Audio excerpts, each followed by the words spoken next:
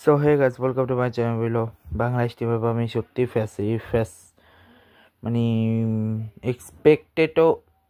Expected run chase করতে পারে নাই। 120-135 করতে পারে না। ওটা হচ্ছে এই টিমের এগেস্টেই তারা লাগাতার 2টা টি-20 জিতেছিল। ফাইনালে যদিও যেতে পারেনি, ওকে, বাট ঠিকঠাক খেলেছে।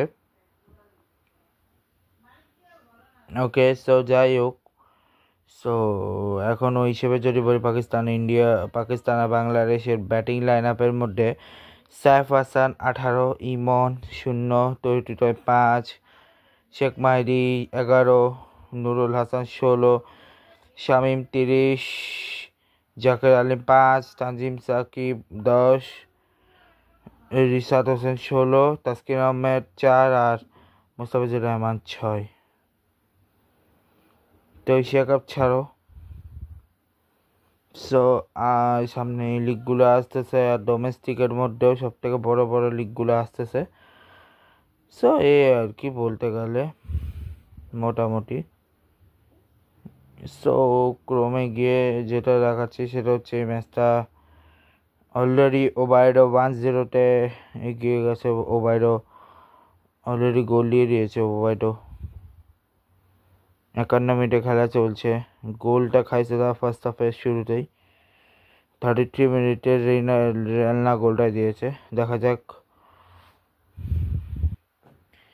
রিয়েল ওবায়ডো দেখা যাক, এবং ক্যাসাডোকে ডিয়ংকে এতক্ষণ পর কেন নামাইলো আমি এটা বুঝলাম না। আগে নামানো উচিত ছিল। এখানে আরো কি কি যে আমি দিয়ে রাখছি আমার নিজের মনে নেই।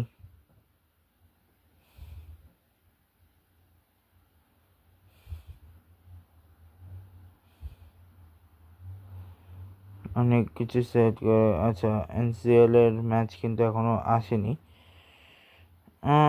মোটামুটি এনসিএলও চলতেছে, ঠিকঠাক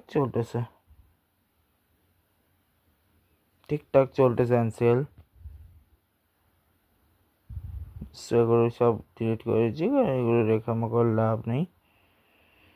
সো এই আর কি বলার জন্য। সো কালকে আমি সুপারফোন নিয়ে স্পেশাল একটা ভিডিও বানাবো কালকে ভার্সিটিতে বসে। তারপরে আর অনেকগুলো তো ব্লগ আসবে কাল। তো